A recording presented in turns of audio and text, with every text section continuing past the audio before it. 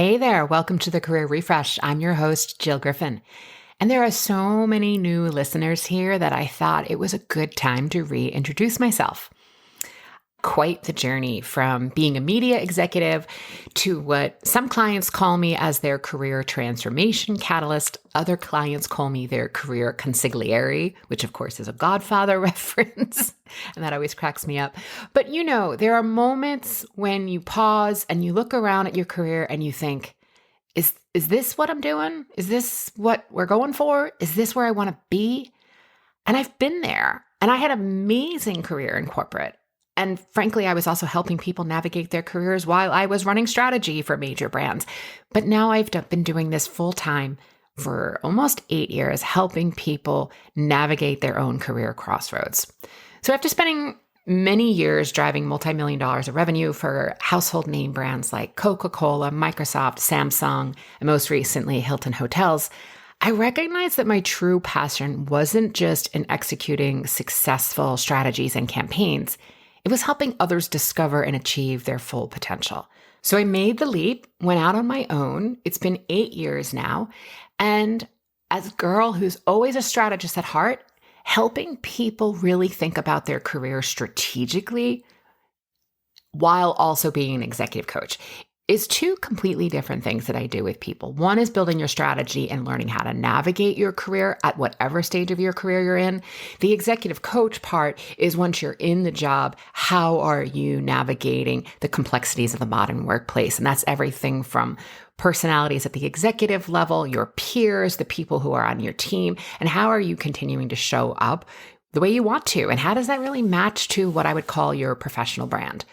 I started the Career Refresh podcast as a way of talking about these things and helping people get a little bit of a taste for the type of work that I do. And also, if people are not sure yet, it's a great way to get to know me a bit and see if you think that my style and my way of practicing career strategy and executive coaching is the right next step for you. What makes my approach different is I bring both the hardcore business strategy from my corporate days and also the deep understanding of human potential from my coaching practice. I've worked with hundreds of professionals who felt stuck, uncertain, and ready to take their next challenge, particularly in the mid and later stages of their careers. I'm talking people, depending on when you actually start working, I'm talking people who have been in their career for 10 or 15 years or more and are now trying to figure out what's next. This is usually when the career possibilities and opportunities are at their highest, but so are the stakes. When my clients call me the career consigliere, I want you to think of me as your strategic partner in your workplace success. Whether you're leading a team that needs to boost its productivity, navigating workplace dynamics, or seeking your own path to career fulfillment, I've been in all of those trenches, and I know what works and I know what doesn't, and I know how to blend strategy and mindset to create lasting impact and change. In this podcast, I share practical insights, real success stories, and actionable strategies that have helped professionals across lots of organizations find their sweet spot. It's the perfect intersection of success and satisfaction. Because let's face it, in today's evolving workplace, we need more than just career advice. We need a fresh perspective and a strategic approach. And sometimes we need a complete, bolts up from the ground career strategy refresh. I'm glad you're here. I welcome you to join me each week as we explore the strategies, the mind shifts, and the practical steps that can transform your career to what you want it to be. We're going to navigate these complexities of the ever-changing workplace, unlock your potential for greater productivity, stronger teamwork, and career satisfaction. This is the Career Refresh, friends. It's where strategy meets possibility and careers transform into callings. All right, now let's talk about today's episode. It's about being a control freak. And no, this isn't another feel-good pep talk teaching you how to let go. Look, if you're like most high achievers I work with, you have a grip on the details that makes you incredibly efficient. I kind of joke in the lens of it makes me a little bit nervous because that helps me keep on and stay on my game. And those are the things that have served you well. You're the person that everyone counts on to get things done and get it done right the first time. Your standards are high. Your execution is flawless, and your reputation precedes you. But here's the thing. Sometimes being a control freak is like using a sledgehammer to hang a picture, right? You get the job done, but at what cost? And today we're going to talk about that cost and what you can do about it. Let's jump in.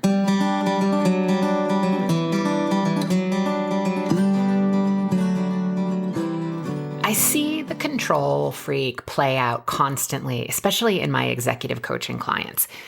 Take one of my clients, right? They are a brilliant, both Harvard and Yale graduate, lightning fast thinker, amazing at solving complex problems. But their team? Well, very often when we did a 360 review, we found that the team was pretty much hiding under their desks, figuratively. Not because this person wasn't smart or capable, but because their need for control created a field, like a force field of perfectionism that nobody dared to penetrate. And before I go any further, as always, I ask my clients if it's okay to share these stories. We usually have a chuckle about them. And yes, I have permission to share their story. So here's what I've learned after working with, many senior level and C-suite executives.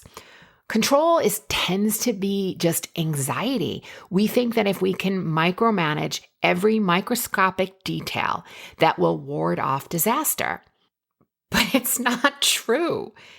Control or complete control is a fantasy, and chasing it is exhausting. It's exhausting both you and you're alienating your relationships.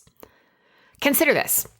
I had a client who was going for a promotion, and his approach was to control everything and everyone until they noticed how good he was. But he was moving into a senior level position, and it was showing that he could do the work, which is important that we need player coaches in today's marketplace. But he was basically squashing the agency and the contribution of his team because he kept shining the spotlight on himself and not showing how he was a leader or how people wanted to follow him. So obviously it wasn't working. He was so focused on what was happening that he often was talked about as having like a scorecard, that people were seeing him as like how he was always counting up his wins. And then if things didn't go as planned, he was far from an Academy Award winning actor. So he was known for having like a chip on his shoulder that was so big that he kind of walked slanted, right? It gives you sort of this visual representation of how this individual is showing up. So what's the solution? Well, I'm going to tell you that it's really getting clear on what you can actually control, which is your thoughts. It is. You can't control your team thoughts. You can't control their preparation. You can control your own, right? So it's constantly separating. And even if you have to take out and draw a piece of paper and put what's on your list and what's on their list to get super clear with yourself, or put it in your notes app, you need to realize that you can control your thoughts and you can control your prep. You cannot control your team's thoughts, which is what's going to create the motivation for them. You can inspire them, you can lead them, that's a different conversation, but you can't motivate them through control. And you can't control your client's reaction to whatever it is that you're doing, or your executive leadership or your CEO's reaction. It's not going to happen. It doesn't work that way. I worked with a newly promoted senior vice president recently who would literally represent every single slide that her team presented. Every slide. So client meetings, the feedback was from both clients and executive leadership that the teams were like confused because they would present and then she would speak over. Well, she wouldn't speak over them, but she would speak immediately after them and say it in her own way. And that's great. But what's happening is now every meeting and every presentation takes double time. And her team started to shrink because they knew whatever they did wouldn't be right.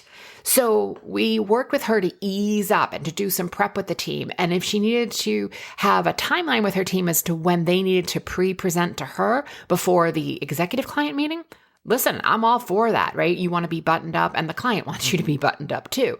But doing it in the meeting in front of the client, it's just bad look all around. Also, the client starts to see that you don't trust your team And then you also don't have the nuance or the wherewithal to not do it in front of the client. So not a good look all around.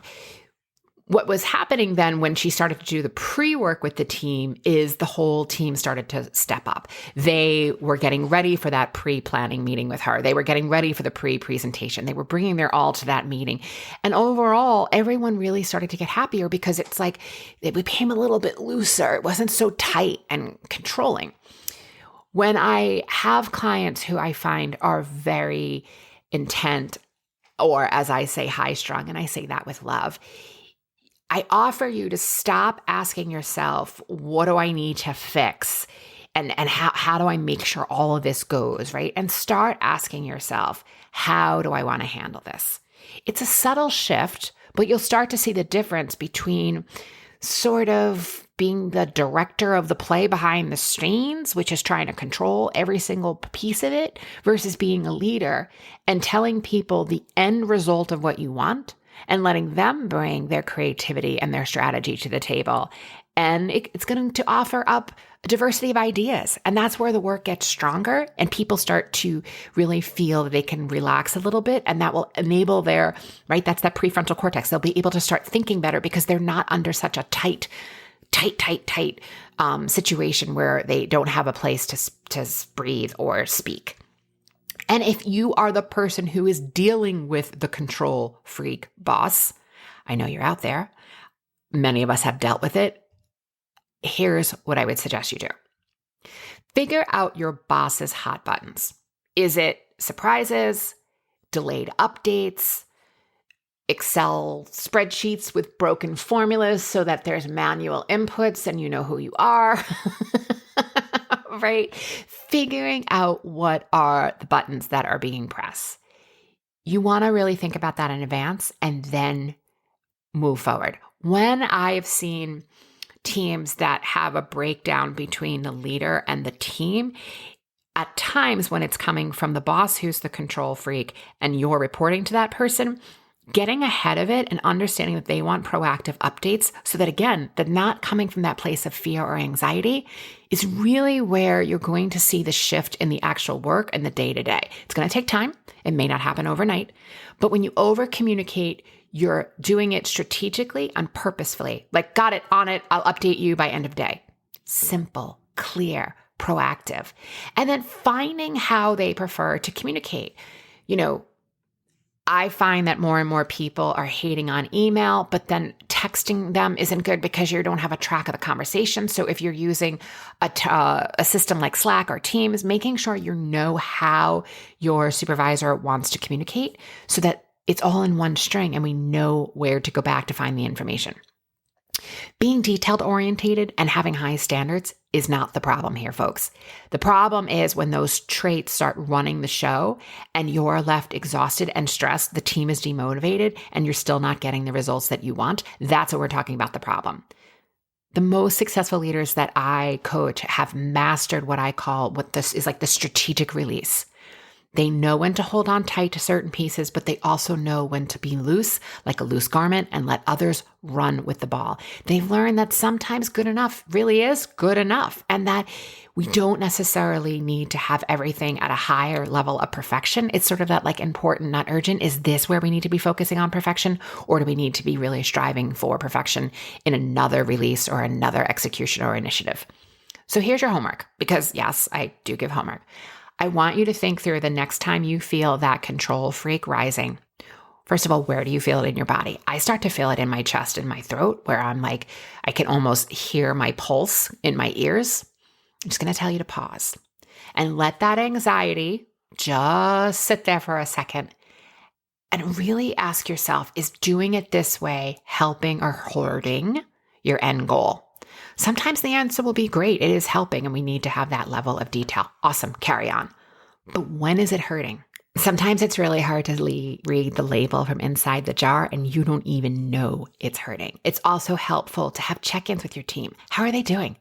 How is this project playing out? Is there anything we need to change about the project in order to meet the deadline?